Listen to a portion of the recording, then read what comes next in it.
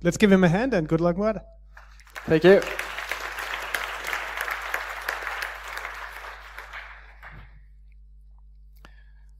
Hi, everybody. Sorry. Hi, everybody. I'm very glad to be here today to share with you all the findings that we came across with my team when we started analyzing the HID two-factor application. So I think now it's 3 months ago that we decided to go for this security analysis. So yeah, I'm particularly excited to show you today all the interesting stuff that are implemented inside this type of application. So for that, I'm going to follow this agenda. There is mainly 4 parts.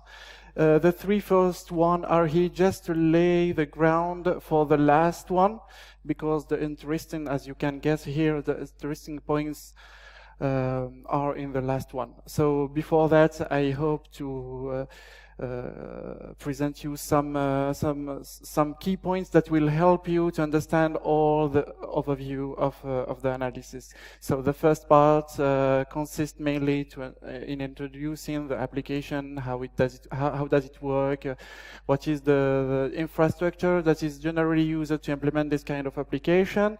Then I'll move to the overall methodology that I followed all over the analysis to gather the information for this analysis. And I think this is also an interesting one.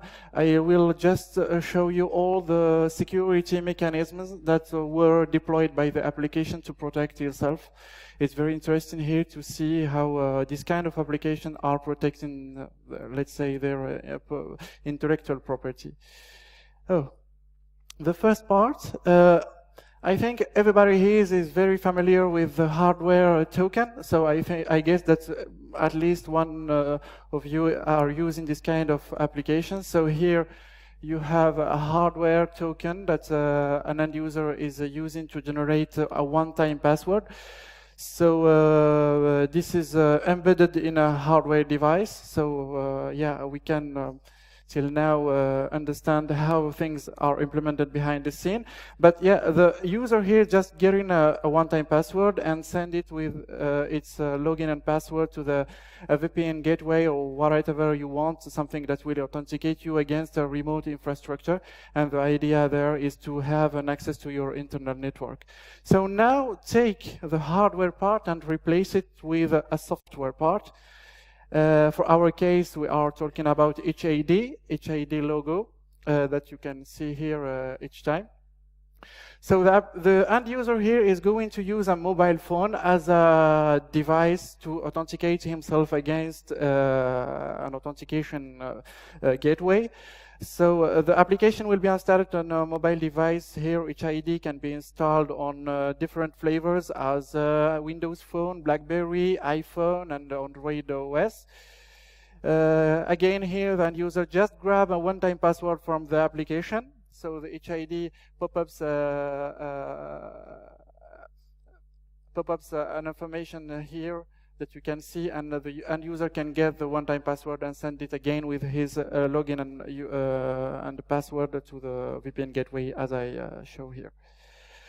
So for our study, as I previously showed here, there is many flavor of the application. For our study, we decide to focus only on the Android one.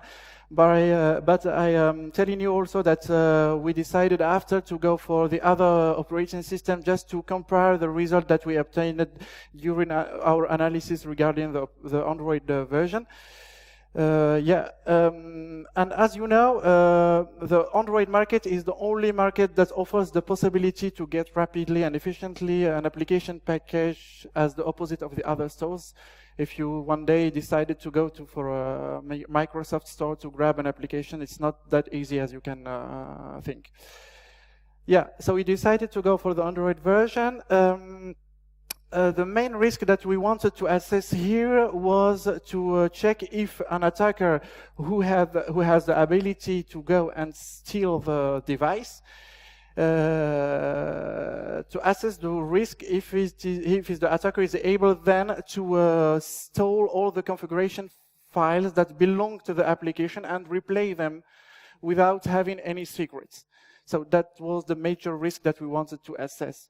And consequently, we wanted also to know how the application protects itself against all reverse engineering mechanisms, how the application identifies itself that it is running under rooted devices and so on. So that is our main objectives. But before that, all I want to show you now is just a brief overview on how the application is used on a daily basis, on real life. So once the user grabs the application, install it on its mobile device, and in our case, Android one, he has to start it for the first time. The application should talk with a second part. The second part here is the Smart Token Management Portal. So this component comes into play to ensure the on-enrollment process. So the user, for the first time, get a serial number that the application generates for the during the first execution. The user, as you can guess here, manually has to achieve all the enrollment process. So he takes the serial number and send it to the management portal. The management portal then generates an activation code, and the user again gets this activation code and submit it to the application. And finally, the user get a registration code that he has to send to the final application to terminate all the enrollment process. As you can see here, there is no internet or network connection between the two components. All the stuff is carried out manually. So when we started our analysis, the first thing that we started digging in it was studying let's say, the security mechanism that the vendor itself promotes during in its communication documents. And here is some security means that normally are deployed and implemented into the application. But for us, what is the most interesting is the first one. So it appears that the application has several mechanisms against reverse engineering. So they deployed all obfuscation techniques and symbol stripping to remove all the information that an attacker grab during its analysis. So when we see something like this, we prepare ourselves psychologically to deal with this kind of application. And the second point that I want to underline here is other means. So normally the application should not work under a jailbroken or a rooted device. So that's the first observation. Unfortunately, when we started our analysis, the first step simply failed because the application ran normally under an Android emulator, for instance. We carry on our agenda. So here I just presenting the global methodology that I followed during the analysis. Nothing new here. So two main components, two main phases. I go back and forth between two main techniques, code analysis. So here I mainly used IDAPRO for reading the Java bytecode and for debugging the Java bytecode. But as you know, there is a plethora of tools that you can use for this kind of techniques. And the second technique is the behavioral analysis. So the idea here is just to run the application and grab all the logs and the information that the application can generate under an emulator, for instance here, and try to analyze all these logs.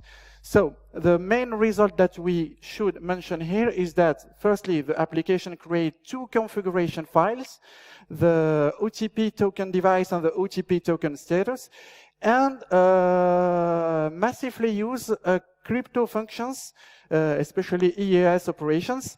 This result was obtained by Droidbox, a dynamic analysis tools. So yeah.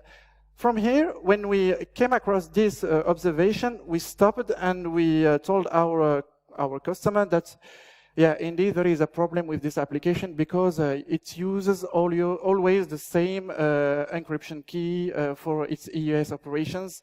And whatever the package we downloaded from the market store, we always found these keys. So we stopped here, and yeah, we decided to go deeper and further into this analysis. So we opened the box, and the first thing we faced up was the security mechanism that was used by the application to protect itself.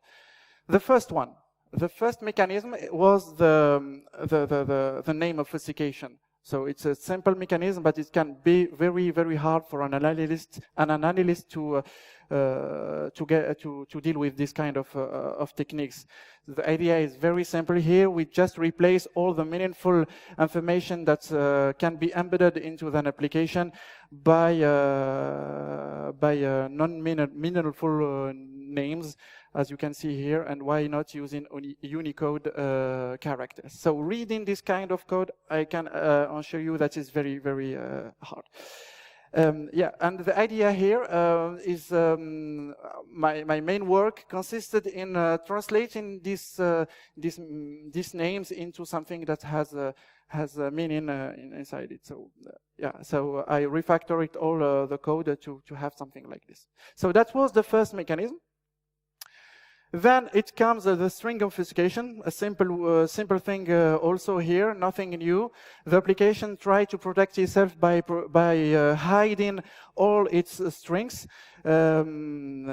Actually, when we started looking for some special strings as those that are related to the application configuration file, as here the UTP token device, we didn't find them in the application, and yeah, we started guessing that there is a kind of mechanism of this kind of mechanism was really implemented by the application. At the opposite, when we started filtering all the strings that were embedded in the application, we came across some interesting ones. Those ones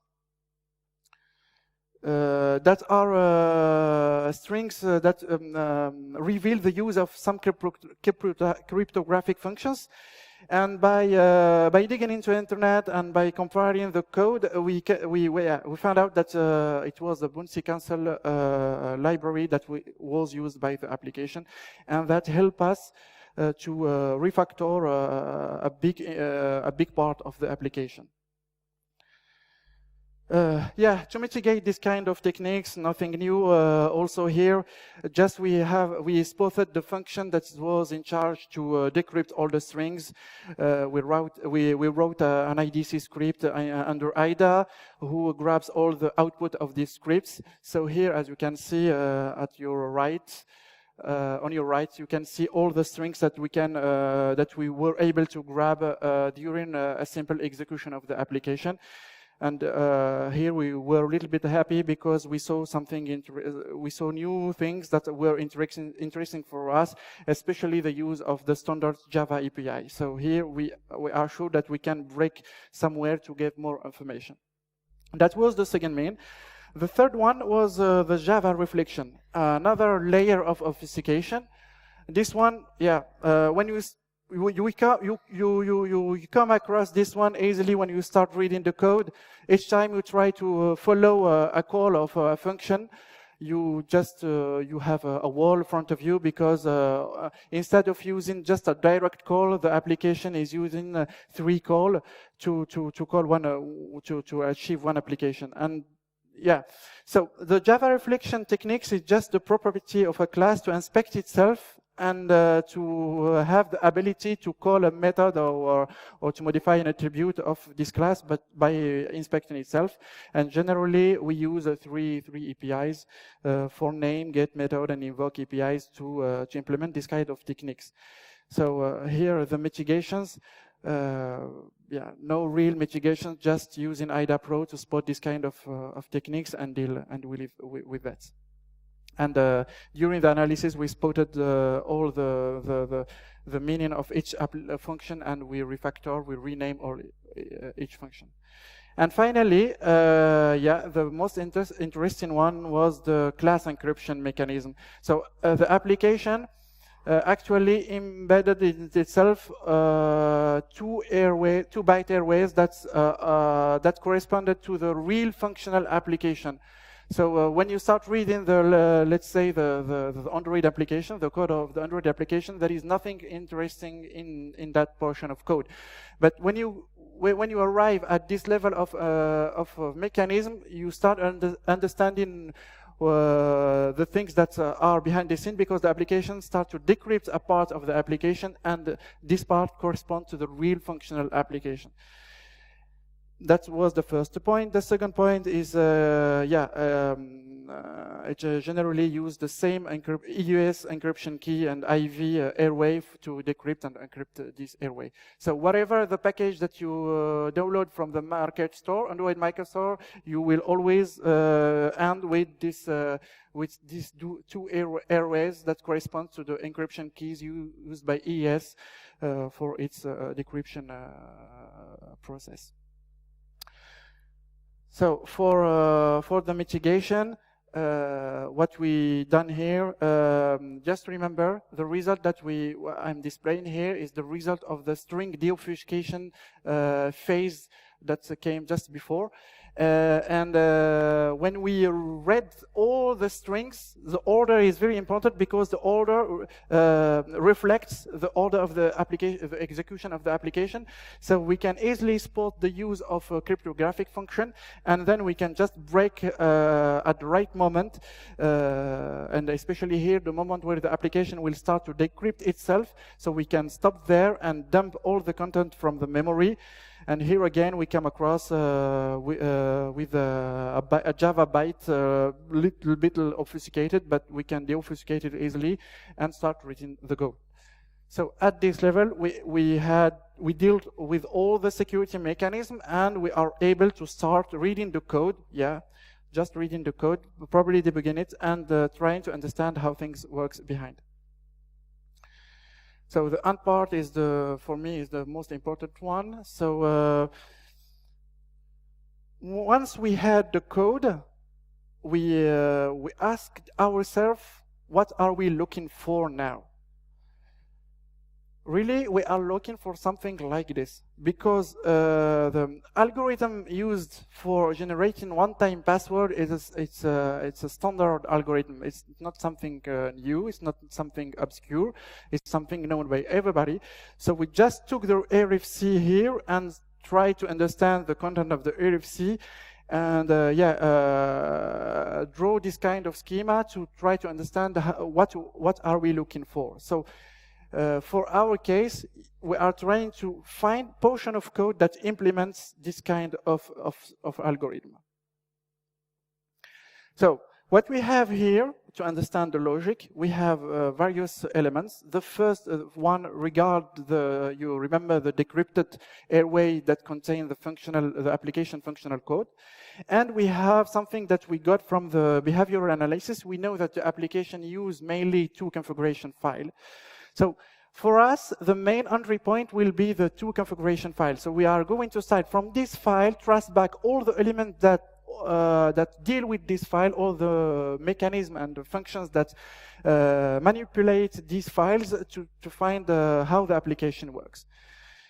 The first step that we carried out was just to find how the application read and write to these files. And for that, we wrote a proof of concept. So we read the Java code, and we decided to write a proof of concept to understand how things works. And at the end, we had our proper parser of these two files. So here at the bottom, you have the first file, which is the OTP token device, and the second file, which is the OTP device status. Now I'm telling you that the most important one is the bottom one, and the second one is not such as important as the first one. And the methodology here is what I did really in real life. I took every parameter, every line. So I took the first one, the second one, and so on, and started tracing back each parameter and trying to understand how the application generates these parameters and how the application uses these parameters when it reads the configuration file. So it was a really tough work, but here what I put in red is the result of my study. That correspond of the most important one. So we are going now to trace back all these red parameters to understand how the application works. So yeah, that was the kind of code that I had to deal with the first day, something unreadable. I don't know if someone here is able to read this kind of code. But after eliminating all the obfuscation mechanism, refactoring the code, we came to something like this. And this time, we can see that it's very easy to read the code and understand what is behind the scene. So from now, the main work was just reading the code and understand how things work. For us, the entry point, as I told you, was the OTP token device. So we took this file and we started analyzing each parameter. The third red parameter, you remember, was stored in this kind of file, and it seems that this parameter is the one-time password key, which is encrypted using a 3DS algorithm. So here we have the you have the one-time key that is submitted to 3DS, and the encrypted form is stored into this file. Yeah, so that's the first finding. Now we are going to trace back the one-time key to understand how this key is generated. So be careful here. Previously, I'm mentioning here that the key OTP is about 24 bytes. But in reality, the key is split into two main parts. One part corresponds to 20 bytes, and the second corresponds to 4 bytes. And the 4 bytes are generated using, firstly, I call this function getRandom because I just reading the code quickly, I thought that is something generating something random. But in real life, it was not such as random because it just took the current time in milliseconds and implement a SHA-1 on this seed and extract 4 bytes from this result. So here, if you can say yes, this function is kind of deterministic. If you have the same current time millisecond each time, we can get each time the same 4 bytes. Just make this information here, and we will come back to that. So I carry on. Once we have these 4 bytes, the idea here is to see how the 20 bytes that we have at the beginning are generated. So the schema here shows you that the application is using PBKDF2 to generate this 20 bytes using the activation code. And remember, the activation code is something that is generated by the server. And it's also using the salt, which is derived from the serial number. So also here, the function that generates the salt is the deterministic function that take the serial number and generates the same value each time. Okay. Now, so we saw the key OTP part. What is interesting to see now, the key I part here, so the key that is used by the application to encrypt the key OTP key. The application usually gains the PBKDF2 algorithm for that, and this time the application uses a master key, what I am calling here a master key, and we are going a little bit further to see how this master key is generated. Master key.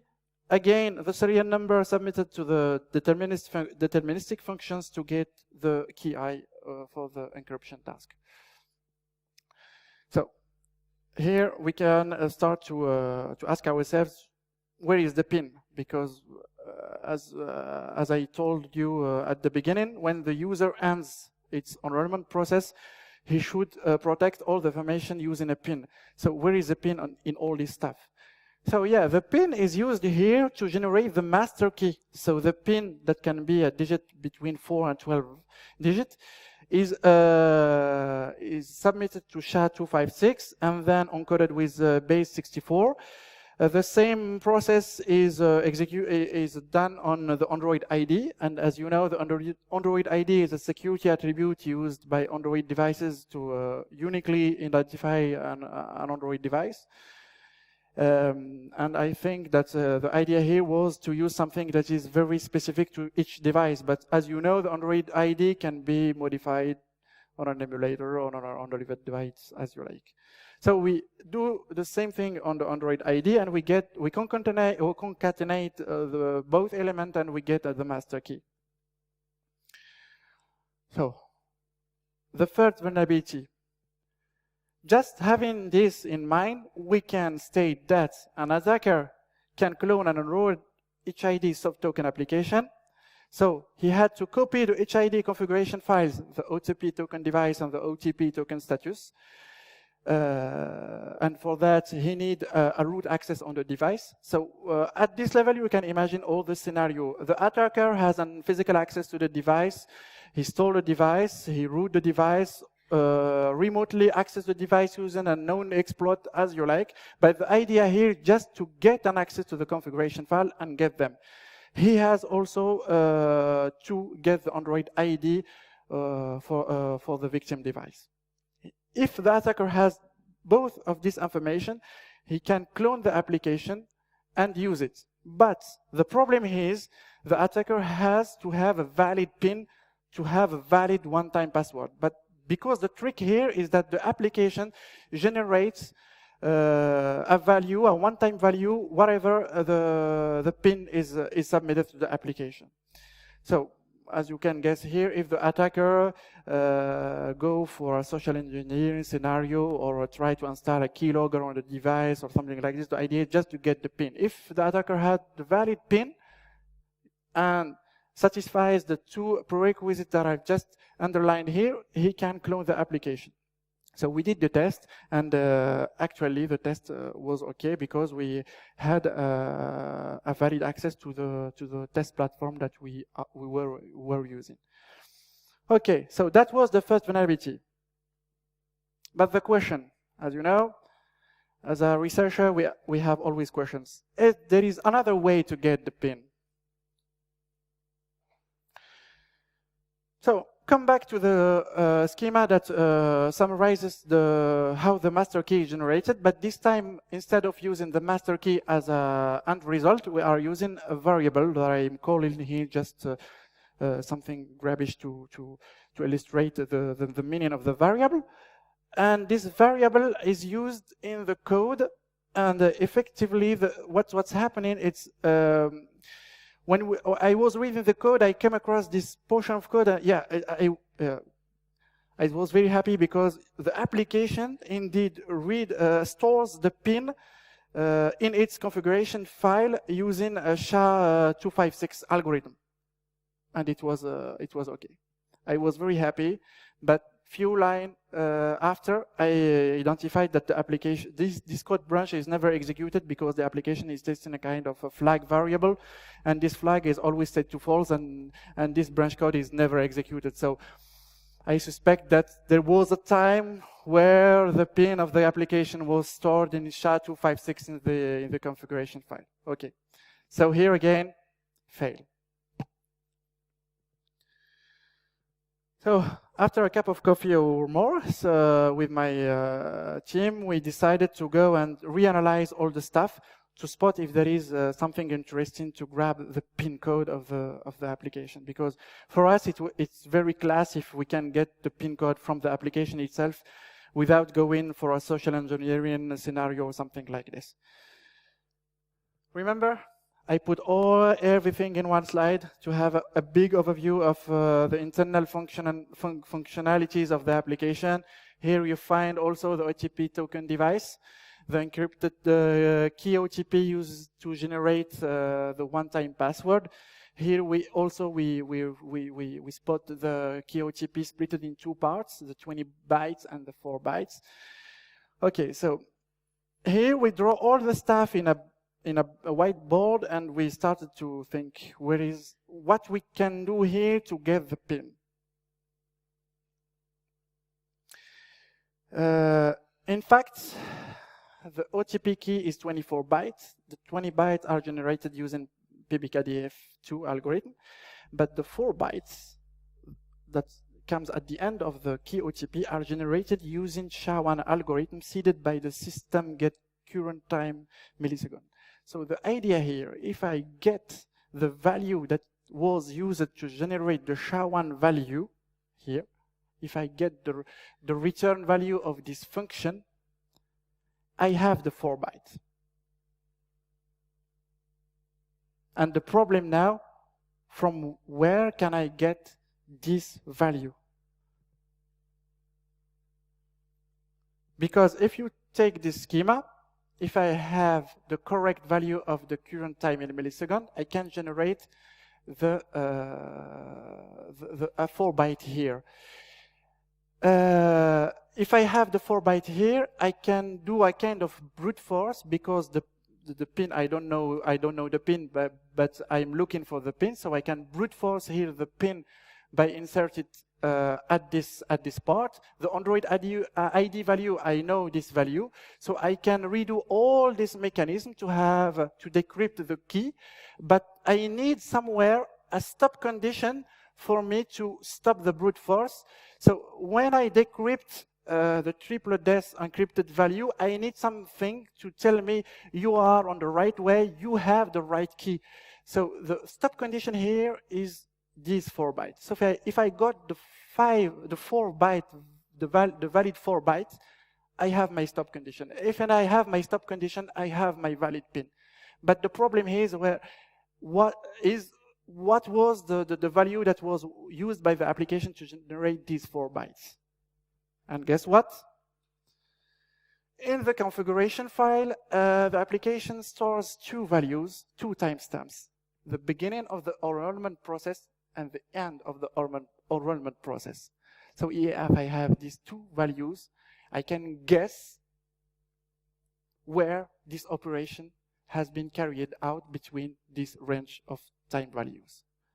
So I have the time values. I can now brute force all the 4 bytes that are possible because I have the beginning and the end of the process. I can generate all the 4 bytes.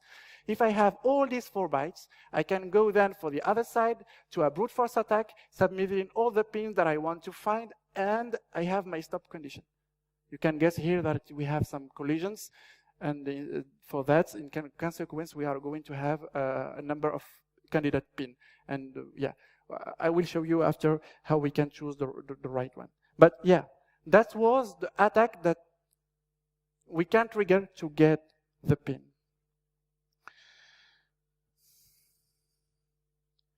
So yeah, as I said before, it was our stop condition to trigger a brute force attack and get the pin. So here I am showing you the proof of concept that we developed in intern to demonstrate this attack.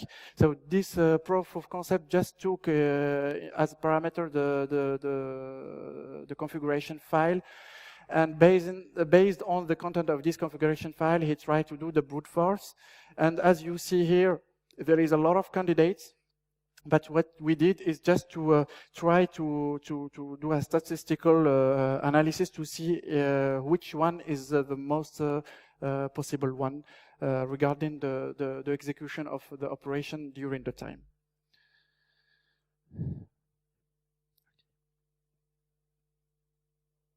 So to conclude, that was an interesting study in terms of technical challenge and results, as you can see. An attacker now is able to steal the configuration file and retrieve the pin without going for a social engineering or stealing the pin. The study took 1 month workload, I think. The vulnerability has been reported to the vendor on July the 19th. The vendor was very responsive and currently is working on a patch for this version of the application, and at the same time is working for a new design of the application. Questions?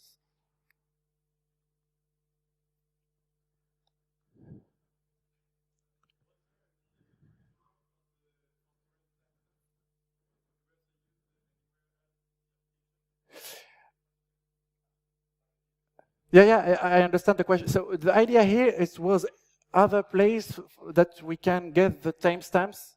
Yeah. So in our real life, what we did before coming to this finding, so we decided to go for the file configuration creation timestamp. So the first idea was that. So we needed a timestamp, so we just went for the timestamp of the creation of the configuration file, and from there we started our brute force. But with having some time to reanalyze all the stuff, we spotted these two values. So if we didn't have these two values, I think that we were able to use the creation file timestamp.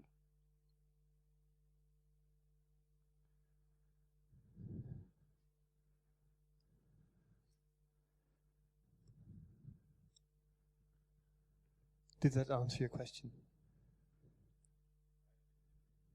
Okay. Any further questions? All right. Well, then I think we should say thank you to Mouad. Thank you. Thank you.